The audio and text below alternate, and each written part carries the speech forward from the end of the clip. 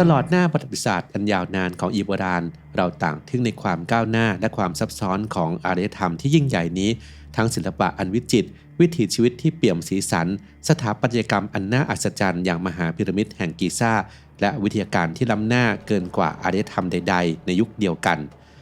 ทว่าสิ่งที่ทำให้อียิปต์โบราณโดดเด่นที่สุดก็คือการแพทย์ที่ก้าวหน้าจนเป็นที่จดจำในอารยธรรมแห่งนี้มีตำราการแพทย์ที่ถือเป็นตำราการผ่าตัดที่เก่าแก่ที่สุดของโลกซึ่งรวบรวมความรู้เกี่ยวกับร่างกายมนุษย์และวิธีการรักษาตามหลักการจนกลายเป็นรากฐานสำคัญส่วนหนึ่งของการแพทย์สมัยใหม่ในคลิปนี้อับดุลไททูบจะพาทุกคนย้อนเวลากลับสู่ดินแดนแห่งฟาโรห์เพื่อสำรวจเรื่องราวการรักษาผู้ป่วยในอียิปต์โบราณที่ผสมผสานศาสตร์แห่งความเป็นจริงและความเชื่อทางศาสนาซึ่งไม่อาจแยกออกจากกันได้ยกระดับการดูแลสมองไปอีกขั้นขอแนะนำโอเมก้า 3 นอร์เวย์อัลตร้าแอสตาแซนทีนรุ่นใหม่ที่ผสานแอสตาแซนทีนสารสกัดจากสาหร่ายสีแดงซึ่งเป็นสารต้านอนุมูลอิสระที่ทรงพลังกว่าวิตามินอ e ีถึง100เท่าความพิเศษคือแอสตาแซนทีนสามารถซึมเข้าบำรุงสมองได้โดยตรงเพื่อช่วยปกป้องเซลล์สมองจากความเสื่อมโดยเฉพาะเริ่มดูแลสมองให้เหนือกว่าวันนี้กับ Clarity ศึกษาข้อมูลเพิ่มเติมได้ที่ clarity.asia/abdultubechannel หรือคลิกลิงก์ใต้คลิปได้เลยครับ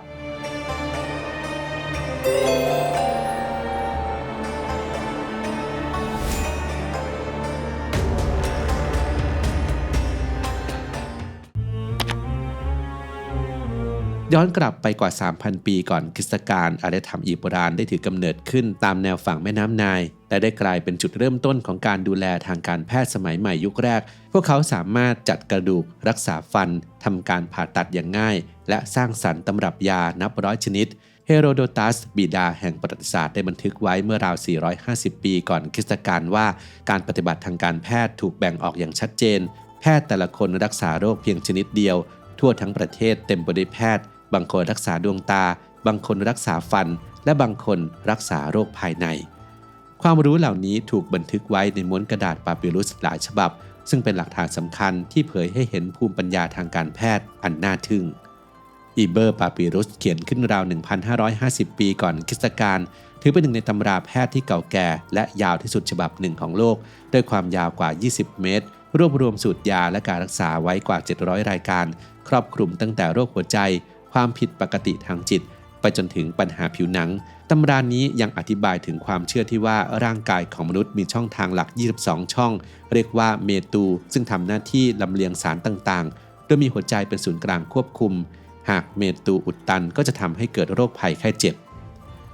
คาฮูนปาบิรุสเขียนขึ้นเมื่อราว 1,800 ปีก่อนคริสตกาลเป็นตำราที่เน้นด้านสุขภาพสตรีโดยเฉพาะครอบคลุม34หัวข้อตั้งแต่การคุมกำเนิดการตั้งครรภ์ไปจนถึงการวินิจฉัยโรคในสตรีโดยมีวิธีการคุมกำเนิดที่น่าสนใจ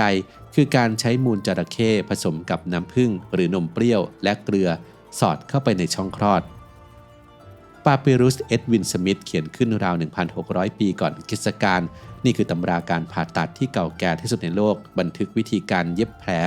การใช้เนื้อดิบเพื่อห้ามเลือดและการใช้น้ำผึ้งเป็นยาฆ่าเชื้อ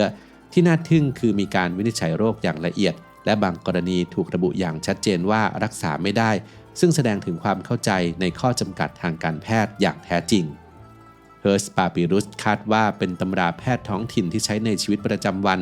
บรรจุสูตรยาหลากหลายตั้งแต่ยาถ่ายยารักษาฟันการรักษาเมื่อถูกแมลงสัตว์กัดต่อยรวมถึงคาถาอาคมบางส่วนและสุดท้ายเบอร์ลินปาปิรุสมีอายุราว 1,400 ปีก่อนคริสตกาลมีเนื้อหาเกี่ยวกับการทดสอบการตั้งครรภ์ที่น่าสนใจโดยให้ผู้หญิงปัสสาวะรดเมล็ดข้าวบาเล่และข้าวเอมเมอร์หากพืชงอกงามแสดงว่าตั้งครรภ์และยังทำนายเพศของทารกได้อีกด้วยซึ่งในการทดลองในยุคสมัยใหม่พบว่าวิธีนี้มีความแม่นยำในการตรวจการตั้งครรภ์ถึง 70%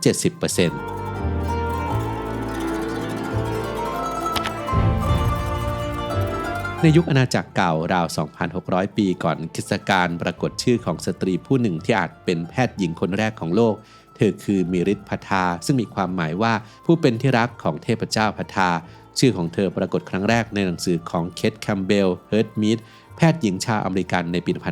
1938 ซึ่งระบุว่าชื่อของมิริทพัทาถูกจารึกบนหลุมศพของบุตรชายซึ่งเป็นนักบวชชั้นสูงในหุบเขากษัตริย์ว่าแม่ของข้ามิริทพัทา เป็นหัวหน้าแพทย์หญิงอย่างไรก็ตามดร.ยาคุบ เฟียซินสกี้นักประวัติศาสตร์การแพทย์ได้ตั้งข้อสังเกตว่าอาจไม่มีหลักฐานทางโบราณคดีที่ยืนยันการมีตัวตนของเธออย่างชัดเจนและเสนอว่าเรื่องราวของเธออาจเกิดจากการสับสนกับสตรีอีกท่านหนึ่งนามว่าเพเซเชตคือแพทย์หญิงที่มีหลักฐานยืนยันตัวตนจริงจากจารึกในสุสานของบุตรชายณเมืองซักคาราซึ่งระบุว่าเธอคือผู้ดูแลแพทย์หญิงและยังมีบทบาทในการฝึกอบรมพดุงครรภ์อีกด้วยข้อขัดแย้งสำคัญคือสุสานในหุบเขากษัตริย์ที่อ้างถึงในเรื่องของมิริธพทานั้นถูกสร้างขึ้นในยุคราชวงศ์ใหม่ซึ่งห่างจากยุคของเธอไปนานกว่า1,000 ปีไม่ว่ามิริธพทาจะมีตัวตนอยู่จริงหรือไม่แต่เรื่องราวของเพเซเชตและสตรีในอียิปต์โบราณก็เป็นเครื่องยืนยันว่าผู้หญิงนั้นมีบทบาทสำคัญในวงการแพทย์มาตั้งแต่ยุคโบราณกาล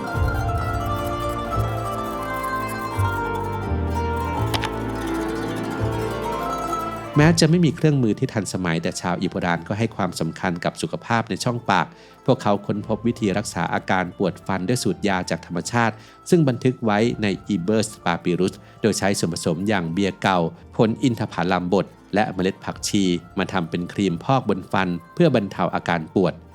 ในยุคนี้เองมีบุรุษผู้หนึ่งที่ได้รับการจารึกว่าเป็นทันตแพทย์คนแรกของโลกที่มีชื่อปรากฏในเอกสารเขาคือเฮซีเรผู้มีชีวิตอยู่ในราชวงศ์ที่3ประมาณ 2,600 ปีก่อนคริสตกาล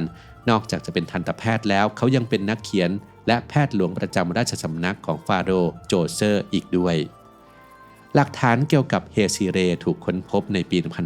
1861 โดยโอกุสต์ มาริเอตนักวรรณคดีชาวฝรั่งเศสณสุสานของเขาที่ซักคาราโดยภายในสุสานประดับด้วยภาพวาดและแผงไม้ซีดาแกะสลักอันวิจิตรบอกเล่าเรื่องราวและบทบาทของเขาในฐานะผู้เชี่ยวชาญทางการแพทย์และทันตกรรมซึ่งถือเป็นงานศิลปะชิ้นเอกของยุคอาณาจักรเก่า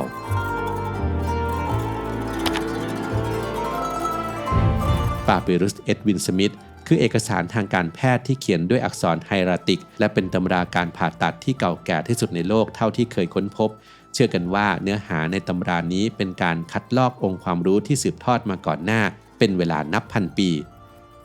เนื้อหาในปาปิรุสฉบับนี้มีความโดดเด่นอย่างยิ่งเพราะมุ่งเน้นไปที่ศัลยกรรมและการรักษาตามหลักเหตุผลโดยปราศจากการพึ่งพาเวทมนต์คาถาซึ่งแตกต่างจากตำราแพทย์ฉบับอื่นๆในยุคเดียวกันเนื้อหาเริ่มต้นจากการบาดเจ็บที่ศีรษะและอธิบายกายวิภาคของมนุษย์อย่างน่าทึ่งตั้งแต่รอยประสานของกะโหลกเยื่อหุ้มสมองน้ำไขสันหลังไปจนถึงการเต้นของสมองนอกจากนี้ยังแสดงให้เห็นว่าชาวอียิปต์โบราณรู้จักอวัยวะสำคัญเช่นหัวใจหลอดเลือดตับม้ามไตและกระเพาะปัสสาวะทั้งยังเข้าใจว่าหลอดเลือดนั้นเชื่อมโยงกับหัวใจมีการบันทึกวิธีการรักษาที่ชัดเจนเช่นการจัดกรามที่เคลื่อนให้กลับเข้าที่และการใช้เฟือกเพื่อตรึงกระดูกที่หักที่สำคัญคือปาปิรุส เอ็ดวิน สมิธคือเอกสารทางการแพทย์ที่เก่าแก่ที่สุดที่บันทึกคำว่าสมองและยังมีการบันทึกเกี่ยวกับอาการทางระบบประสาทซึ่งหาได้ยากอย่างยิ่งในโลกยุคโบราณ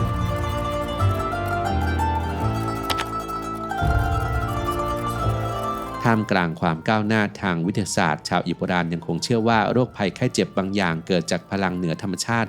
ดังนั้นการรักษาจึงเป็นการผสมผสานระหว่างการใช้ยาการผ่าตัดและการพึ่งพาสิ่งเหนือธรรมชาติทั้งเวทมนต์เครื่องรางและการอ้อนวอนต่อเทพเจ้าคัมภีร์โบราณเผยให้เห็นพิธีกรรมการรักษาที่เต็มไปด้วยมนต์ขลังเช่นคาถารักษาอาการปวดศีรษะที่เชื่อว่าเกิดจากวิญญาณชั่วร้ายหรือคาถารักษาแผลผุพองที่เกิดจากพลังมืดสำหรับอาการปวดฟันพวกเขาเชื่อว่าเกิดจากหนอนผีที่ต้องใช้คาถาขับไล่ออกไปคาถาหนึ่งกล่าวว่าข้าขอเรียกเทพโทษให้มาปัดเป่าหนอนที่แฝงในฟันขอให้ความเจ็บนั้นลอยออกไปกับสายน้ำแห่งแม่น้ำไนล์เครื่องรางก็มีความสำคัญไม่แพ้กันในช่วงปลายรัชวงศ์ที่12มีการใช้ไม้กายสิทธิ์โค้งที่ทำจากงาช้างประดับด้วยรูปเทพผู้พิทักษ์เพื่อขับไล่วิญญาณชั่วร้ายโดยเฉพาะการปกป้องทารกแรกเกิดและเมื่อเจ้าของเสียชีวิตไม้กายสิทธิ์จะถูกฝังไปด้วยเพื่อคุ้มครองวิญญาณในโลกหลังความตายในช่วงเวลาที่เกิดโรคระบาดประจำปีจะมีคาถาพิเศษเพื่ออัญเชิญเทพเจ้าผู้ทรงพลังอย่างไอซิสฮอรัสและโอซิริสให้ลงมาปกป้องมนุษย์จากภัยร้ายพิธีกรรมเหล่านี้สะท้อนความหวังในการต่อสู้กับความตายด้วยพลังแห่งความศรัทธาแม้ในสายตาของคนยุคใหม่คาถาและเครื่องรางอาจจะดูห่างไกลจากวิทยาการทางการแพทย์แต่ในยุคที่ความรู้ยังจำกัด สิ่งเหล่านี้คือเครื่องมือสำคัญที่ช่วยปลอบประโลมจิตใจและมอบความหวังซึ่งอันที่จริงแล้วการอ้อนวอนต่อสิ่งศักดิ์สิทธิ์เพื่อปัดเป่าโรคภัยก็ยังคงเป็นส่วนหนึ่งของวิถีชีวิตมนุษย์จวบจนถึงปัจจุบัน